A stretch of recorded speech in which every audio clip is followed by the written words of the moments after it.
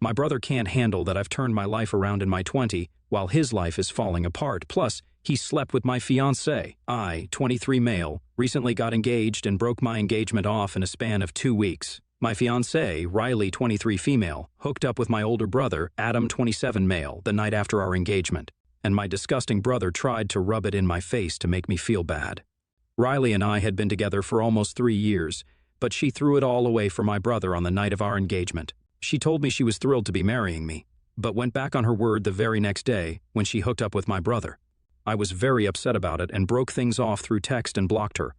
I also changed the locks on my house so she wouldn't be able to come back home. Riley and I had been living together for the past year, and it had been going really well, so I thought that it was the right time to propose. I never thought that she would end up betraying me for Adam of all people, because she knows that he and I have an intense rivalry and don't get along at all. My dad passed away when I was a baby in an accident, and I barely have any memories of him. Adam had spent some time with him at least, but I have no recollection of what he was like. Adam never liked me, and growing up he was my biggest enemy. He was always a bully, and my mother, being a single mom, didn't really have time to deal with our sibling rivalry because she had more important things on her mind, like paying the bills and making sure there was food on the table every day. Our uncle, my dad's brother, visited a lot and tried to help out as much as he could. My mother kept in touch with my father's family even after his demise for their sake because they'd already lost their son. They didn't need to lose their grandkids too. My uncle was pretty much the only father figure I have ever known, and he still is my go-to person. For Adam, it was my mother.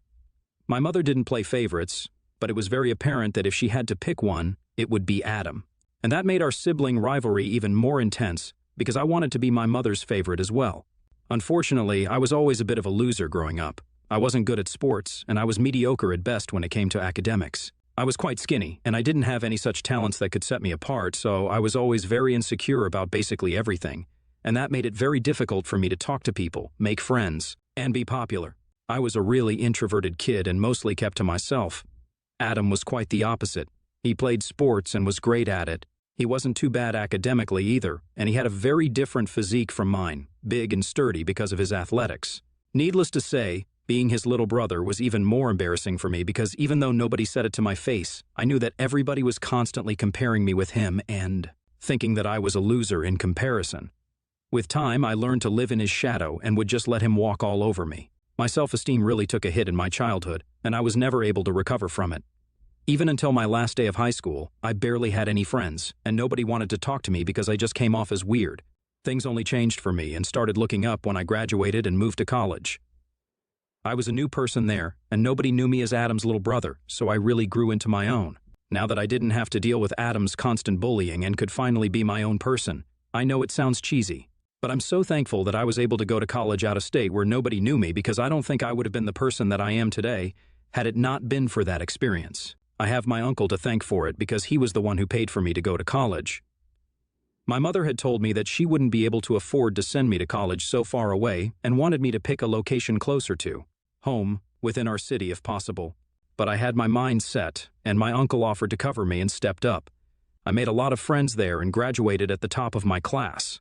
My mother and uncle attended my graduation ceremony, but Adam didn't, even though I'd been present at his. After moving out, Adam and I didn't really keep in touch for obvious reasons. He hated me for no reason, and I hated him because he made my childhood and teen years a total nightmare. I was glad to be rid of him, and we only met on the holidays or whenever we would come back home for birthdays. It's been years, and that's the arrangement that we stuck to. We didn't consider each other family beyond the confines of our house, but I did console him and send him a message when he lost all his money a couple of years ago. He'd quit his job and tried to start his own business but failed miserably, and my uncle and mother had to bail him out since he was neck-deep in debt. He couldn't go back to his old job, so he had to move back into our mother's house for a couple of months until he was back on his feet. Even when he finally did find a job, it wasn't as great as his previous one, but he took it because he wanted to move out of his mom's house since he was well into his 20s and he felt embarrassed to still live with his mom. This is what my uncle told me, and it was quite upsetting because his life had completely unraveled. I felt bad for him and sent him a message of consolation, but I think he misunderstood it and thought that I was bragging or making fun of him, so he blocked me and ignored me for the next couple of holidays. We weren't chummy when we met, but tried to keep things civil and at least greeted each other, no matter how coldly. But after that message, there was no talking to each other. I would like to say that Adam's life got better, but it didn't. He took the failure of his business really hard, and every time I saw him after that, he seemed worse for the wear. My uncle told me that he had switched jobs 7 to 8 times after that, but didn't seem content with any of them. His clothes got shabbier, and we could physically see the state of his mind reflected in how he acted at family gatherings. He was always either drinking or quietly staring at nothing.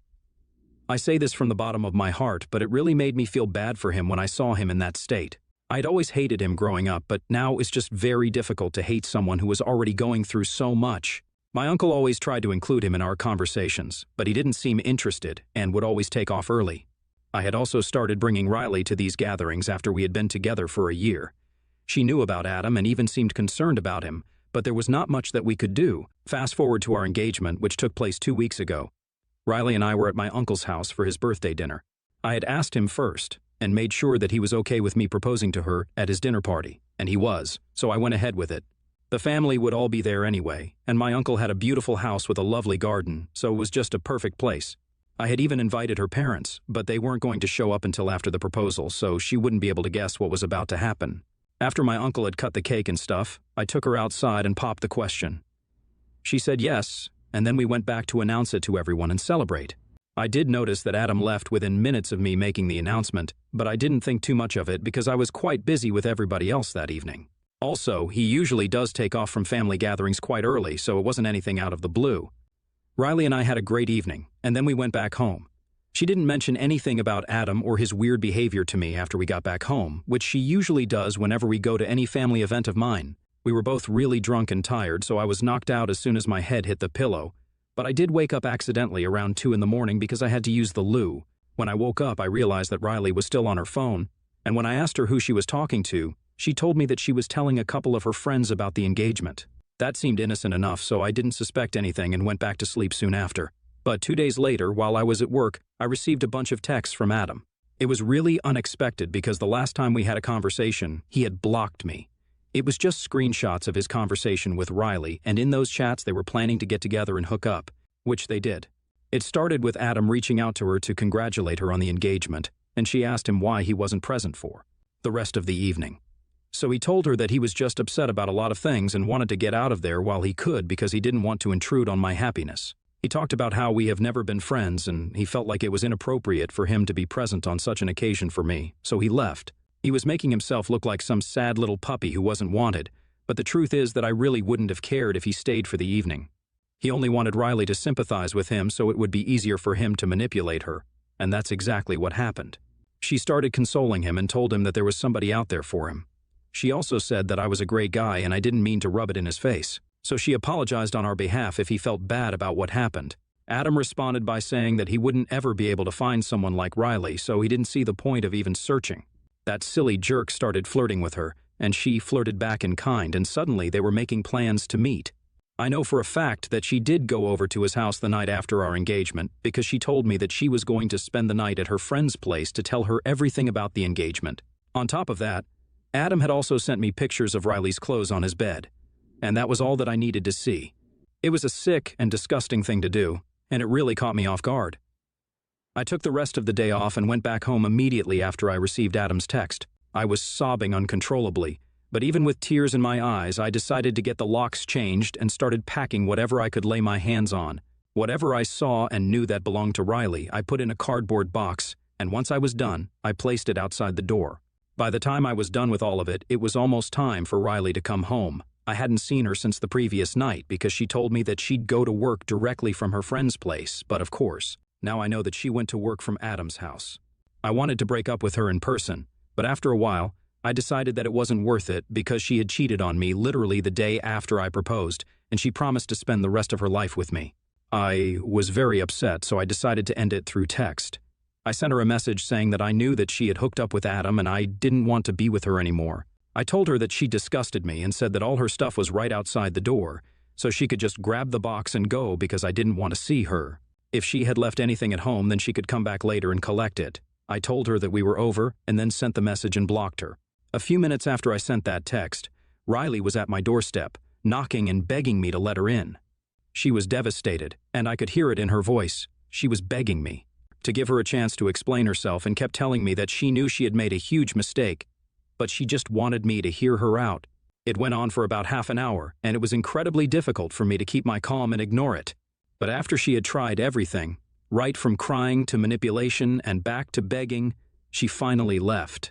Just to be on the safe side, I still didn't open the door for about 1 hour after the begging stopped to make sure that she still wasn't waiting outside.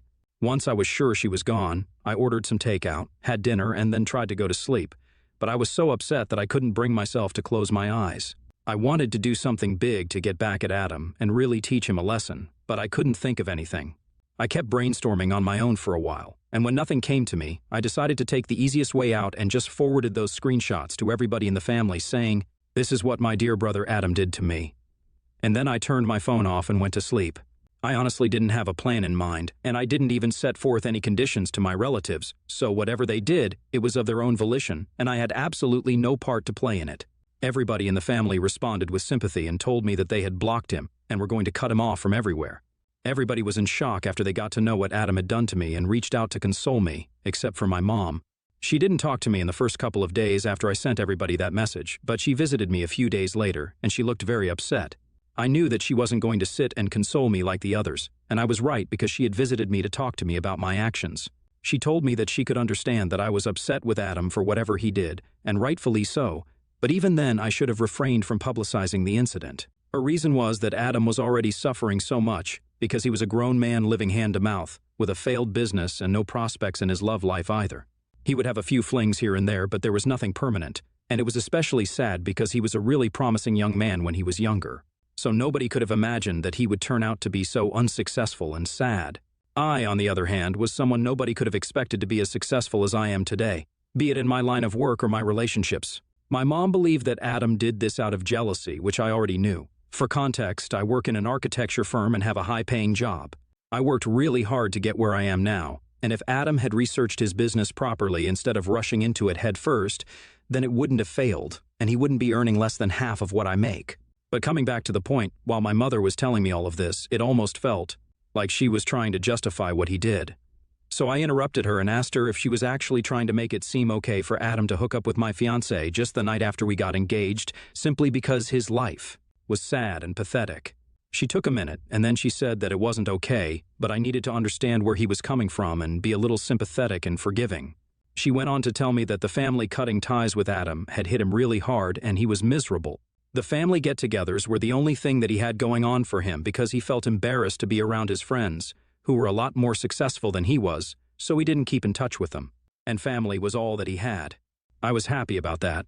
And I didn't really care that he was miserable because he had broken up my relationship with Riley, so he deserved this, and I had no sympathy to spare for him. But my mother believed that I should be the bigger person and talk to everyone to convince them somehow to give him a chance. Not only that, she also wanted me to reach out to him and clear the air. I told her that I was not doing any of it, and she was crazy to even expect that I would reach out to the person who ruined my relationship on purpose. I really just snapped at her. I told her that I knew she had favorites, even though she didn't really make it evident, but she didn't have to rub it in my face and make me feel so awful. I told her that if I had done the same thing to Adam, then she wouldn't have been trying to justify it and make it look like no big deal. She probably would have been all up in arms about it, and I knew that for a fact. She tried to deny it, and we started arguing. It turned into a big fight where she got very upset and huffy. She left the house after saying that she wouldn't talk to me until I reached out to Adam and tried to sort things out with him. It's been a couple of days since then, and my relatives have been checking in on me.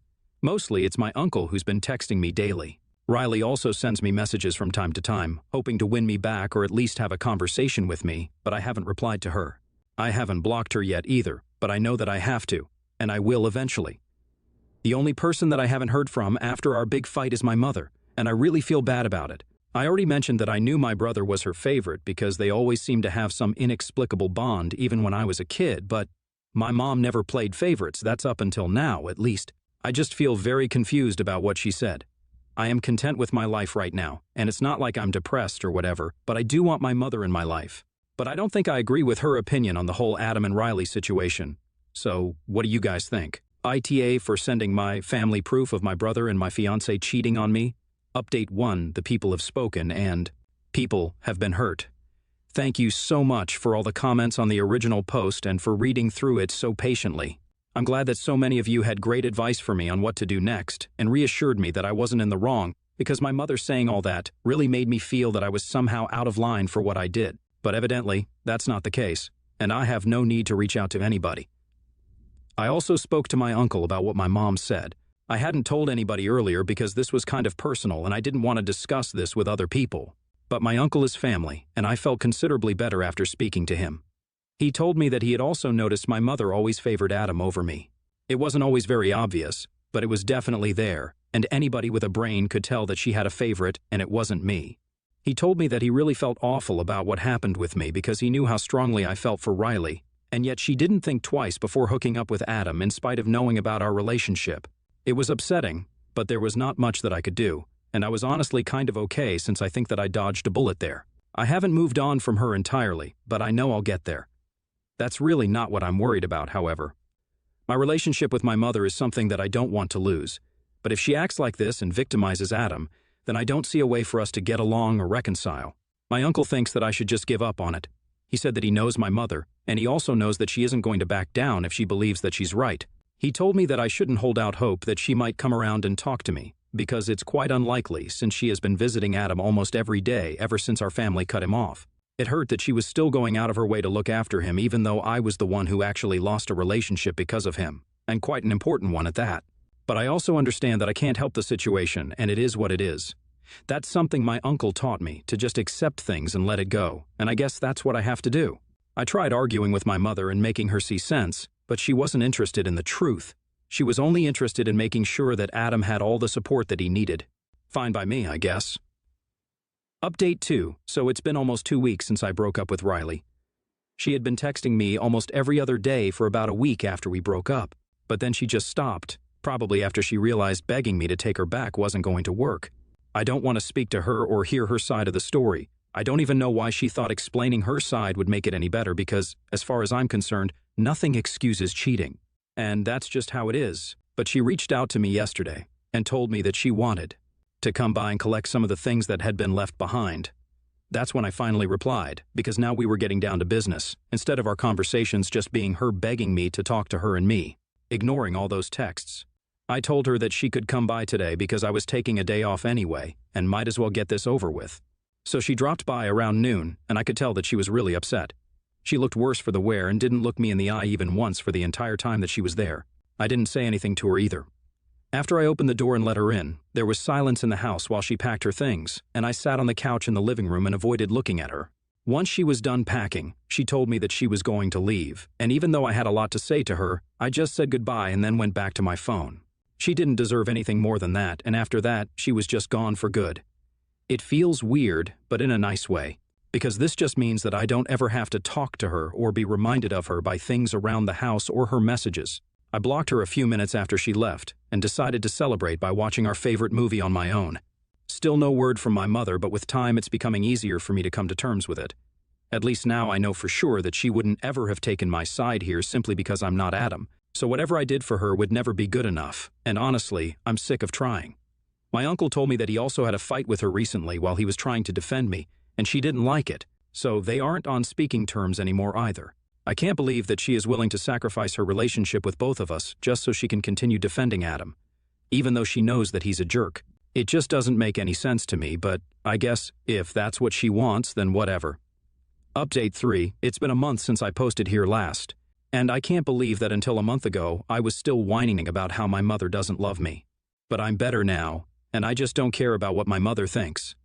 She's just as delusional and selfish as my brother, and that's probably why they get along so well. Because they're both horrible people. And I was quite unfortunate to be related to both of them. But now I have no ties with either of the two, and I am so thankful for it because they don't deserve somebody like me, and neither did Riley. I was always too good for them, and if they couldn't see that, then that's on them. It's their loss all the way. I don't have to feel bad for anything, and that's exactly why I don't feel bad about the fact that nobody from our family talks to them anymore and doesn't invite them to any events. They just have no link to any of us anymore, and I couldn't be happier about it.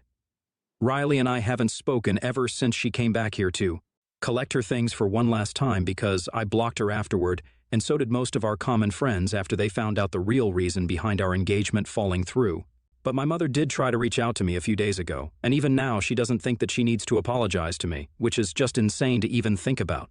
Even in the last conversation that we had, she was still harping on about how Adam is suffering and has been diagnosed with clinical depression. I told her that I could give her a psychotherapist's phone number but nothing else, and I definitely wasn't going to talk to our family members now to make them sympathize with him.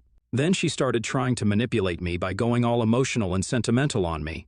She was really laying it on thick and said that she had already lost her husband. She didn't want to lose the two most important men in her life now because of some stupid petty fight over a girl.